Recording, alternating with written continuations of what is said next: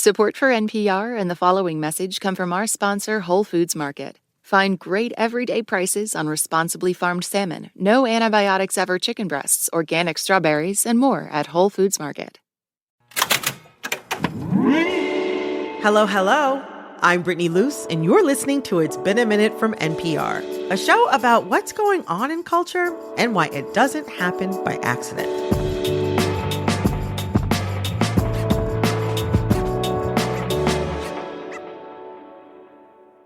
This week, we're connecting the dots between eggs, the jungle, and the pandemic. I know. How are all of these things connected? Well, we're going to find out with NPR health reporter Will Stone and public health nutritionist Marion Nessel. Will, Marion, welcome to It's Been a Minute. Hey there. Glad to be here. It's good to have you both. I'm curious, what is the highest price you'll pay for a dozen regular eggs? I once paid $8 for 6 at a farmer's market. Oh, Marion, I'm clutching my chest. $8 for 6 eggs. Were they good? They were blue. They were just absolutely beautiful. But I only did it once. Okay. It's not a habit. What about you, Will? How much would you pay for a dozen eggs? I would go up to about $9, I think. I eat a lot of eggs. Okay, that's reasonable. Well, given the headlines, I think you might want to reconsider those numbers. Let's get into it. Across the country, egg prices are continuing to rise. If you were to walk into a grocery store today, you can expect to see prices for a dozen eggs as high as $10. That is $1 more than Will's tap-out price and almost double the cost from this time last year. Why? The avian flu, also known as bird flu, is causing outbreaks in poultry. But it's not just in birds. It's been found in U.S. dairy cows, and there have been several recent human cases found in workers at dairy and poultry facilities. Don't panic just yet.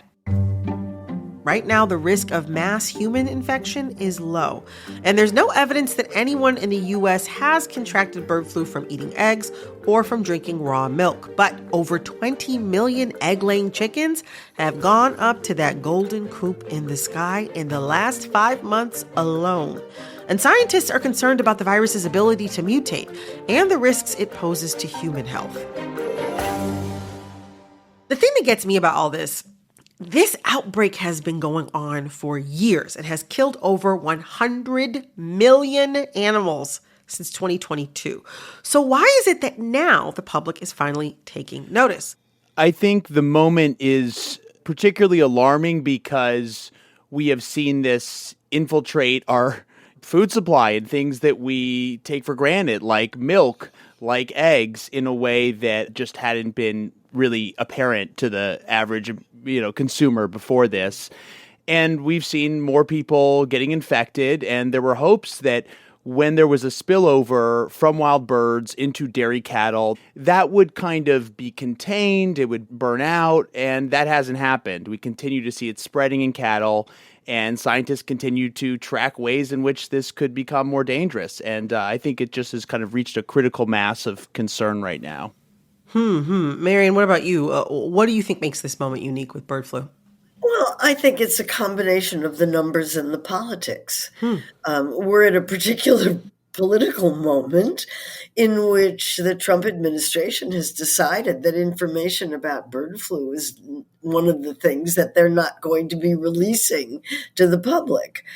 So that puts this kind of what are they trying to hide situation up there. I think public health people are very, very concerned about the fact that there's this vast destruction of animal life to try to prevent this flu from getting into people or, for that matter, pet cats. The probability of this virus getting into people seems bigger than 0. And a lot of people are really concerned about it.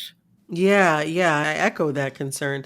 And also, even just thinking about kind of this moment that we're in right now, thinking about not just bird flu and how it's affected our egg supply, but just thinking about other kinds of food-related recalls that have been happening over the past like 4 to 6 months. I mean, just this week, there's a recall of some canned tuna brands over concerns about botulism risk.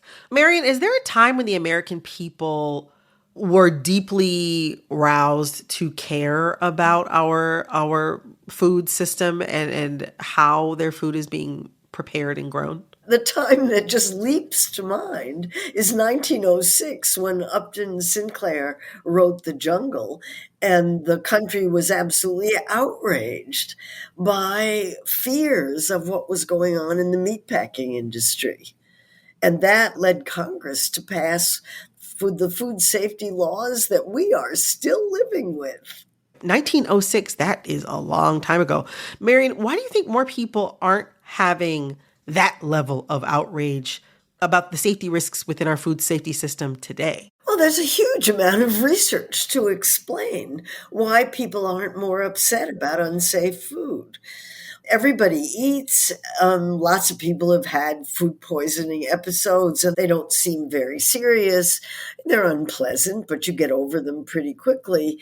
And most people have not been exposed to the really dangerous pathogens that are in food. But there's something about the familiarity of food that makes people think it's okay.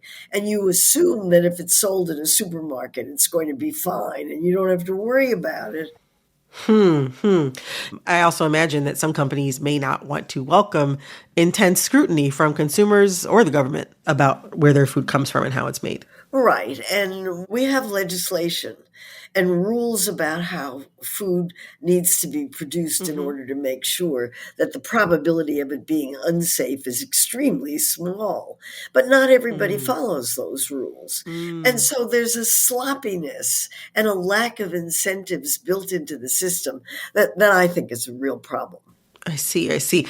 But also sometimes when you think about like the ethical or even the safety concerns that come up in really understanding how our food is grown and raised and where it comes from, I think a lot of consumers might not want to be thinking about that either. And if I can point to something that Marion brought up, this idea that we don't necessarily know what's going on and don't want to think about it. We saw this last year when we realized, oh yeah, there's, viral material from bird flu on our store shelves all over the country. And then, of course, there was a huge effort to test all of this and, determine, okay, it's pasteurized, it's safe, you're not going to get infected from milk being sold on retail stores. But it was a moment of, oh, wow, yeah, I'm drinking something that has remnants of bird flu in it. And I don't know how long that stayed in people's minds. That's a very, very, very good point. Something that you've said, Will, that makes bird flu so difficult or complex to address is that there is an animal response. Like there's a response to herds of animals that are being affected, but also there needs to be a response to human infection. How are we seeing our government respond or not respond to the crisis at hand, Will? Well, it's been incredibly challenging bridging these two areas of public health, the human side and the animal side. You see USDA does all the animal testing and handles that stuff. Then you have CDC and other folks looking for infections in humans. And, there's limited authority on the human side. So it's been a challenge throughout the last year as we've seen this response going on, making these different groups speak to each other. And also, of course, the industry, the dairy industry, the egg industry, wants to be protective of kind of who's identified as having outbreaks. They don't want their business to be harmed. And this all makes it really hard sometimes from a communication standpoint. All this is happening as Trump's Secretary of Health and Human Services pick, Robert F. Kennedy Jr., was confirmed by the Senate this week. So now the person tasked with preparing for and responding to national public health threats like, say, bird flu is someone who has shown deep skepticism for vaccines in humans, let alone animals. Will, how does RFK and the cabinet have the potential to shape the future of food safety? So RFK has this messaging around raw milk, right? We're talking about bird flu. He's a big proponent of raw milk and talking about getting all kinds of additives and kind of, pesticides out of our food. And at the same time, the platform of the Trump administration is generally deregulate things. So there are internal kind of tensions here around how all of this is going to happen when we think about just regulation around food and ingredients in general. I mean, when we think about bird flu specifically, RFK Jr. has made it clear that, he doesn't really think the vaccines are any good. I mean, he said they appear dangerous, last year on Twitter. And he would have huge influence over how this response is handled as the head of the Department of Health and Human Services. A lot of people have been worried about how to shop in the face of all these headlines and all these discussions about avian flu. And no one that we know of in the U.S. has contracted bird flu from eating eggs or drinking pasteurized or even raw milk at this moment. But aside from buying or not buying something, what are other ways consumers can take action if they're feeling concerned about how bird flu is affecting our food supply? Cook your food. Cook your food? Say more. That's one I haven't heard before, Marianne. If you're looking at the personal level, that's the easiest way to do it. Heat kills bacteria and viruses. Heat kills bird flu. Pasteurization kills bird flu. You're worried about eggs? Cook them. Don't eat them raw. So, that's the easy one. There are basic rules about food safety in the home. Wash your hands, wash the surfaces, keep hot foods hot and cold foods cold.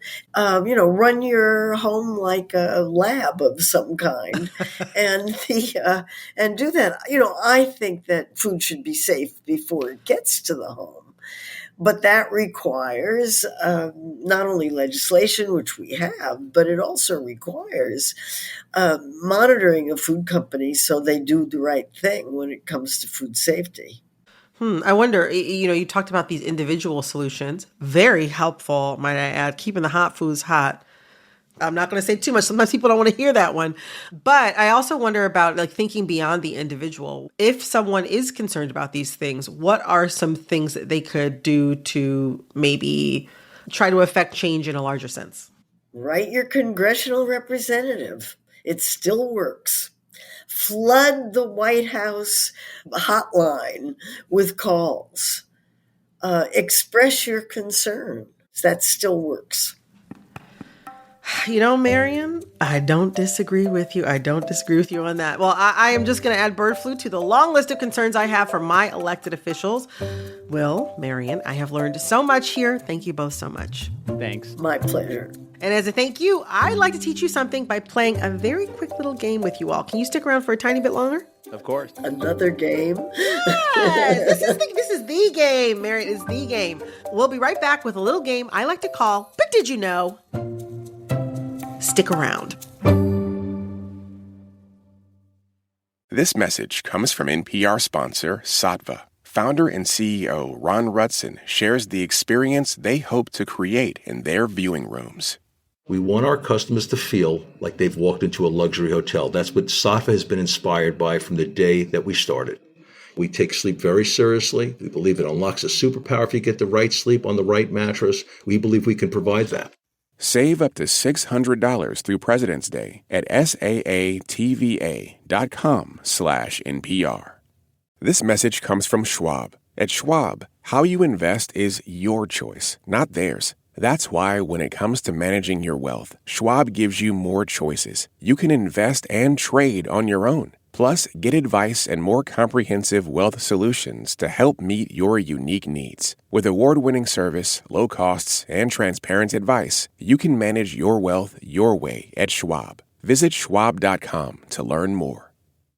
Support for NPR and the following message come from our sponsor, Whole Foods Market, where you can enjoy savings every day. Walk the store and see the savings for yourself. In the seafood department, look for the yellow low price sign on Whole Foods responsibly farmed salmon. Great for grilling, buttery, fatty yet lean, nice thick fillets. Or how about no antibiotics ever chicken breasts, organic strawberries, and so much more. There are so many ways to save at Whole Foods Market. Now you know.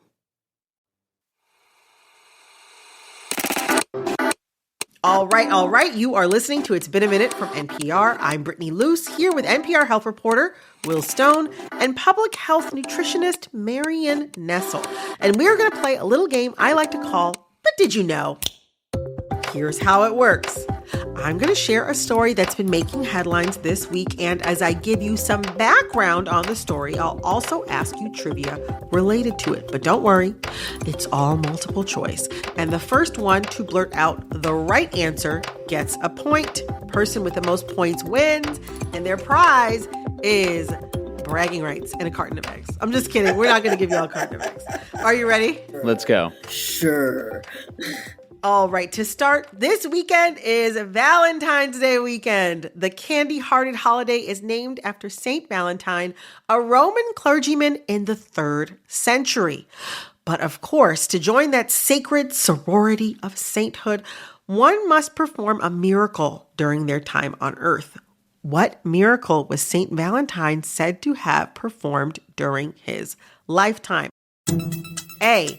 Giving sight to a blind girl. B. Calming a raging storm.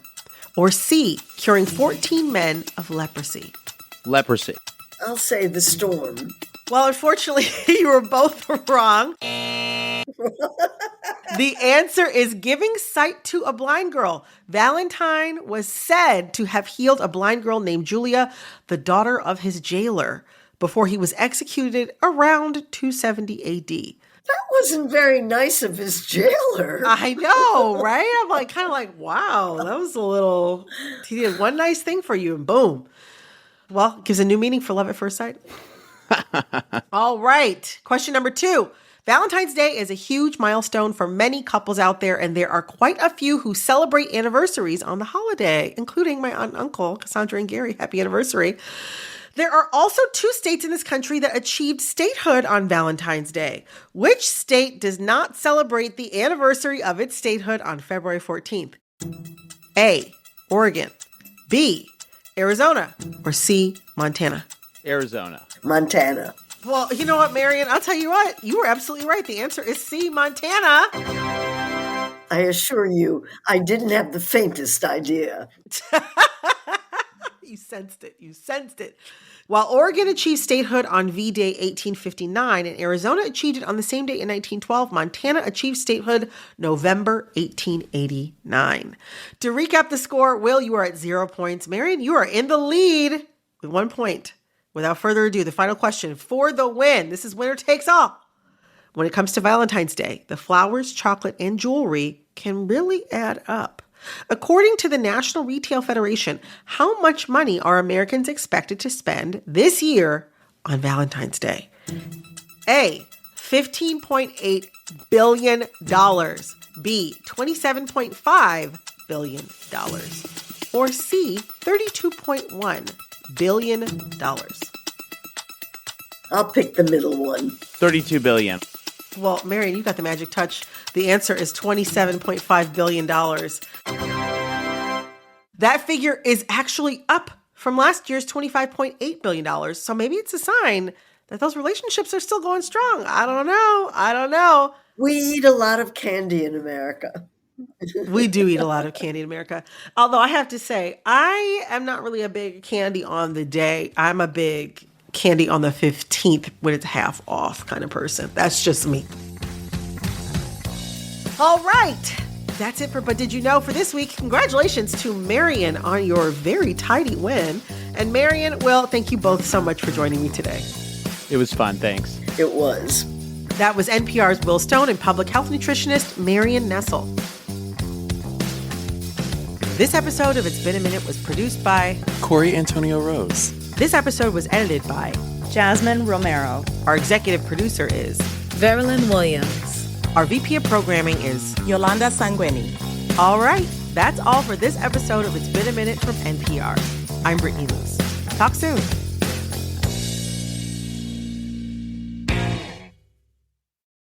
This message comes from Homes.com. What kind of programs does this school have? How are the test scores? These are all things parents ask when they home shop. That's why each listing on Homes.com includes extensive reports on local schools. Homes.com. We've done your homework.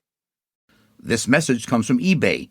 Swapping out your tires? Cool! With eBay, you find the feel you're looking for, from smooth highway rides to grip for rough terrain. Get all the tires you need at prices you'll love. eBay. Things people love. This message comes from NPR sponsor Dana-Farber Cancer Institute. Thanks to Dana-Farber's foundational work, protein degradation can target cancer-causing proteins and destroy them right inside the cell. Learn more at danafarber.org/everywhere.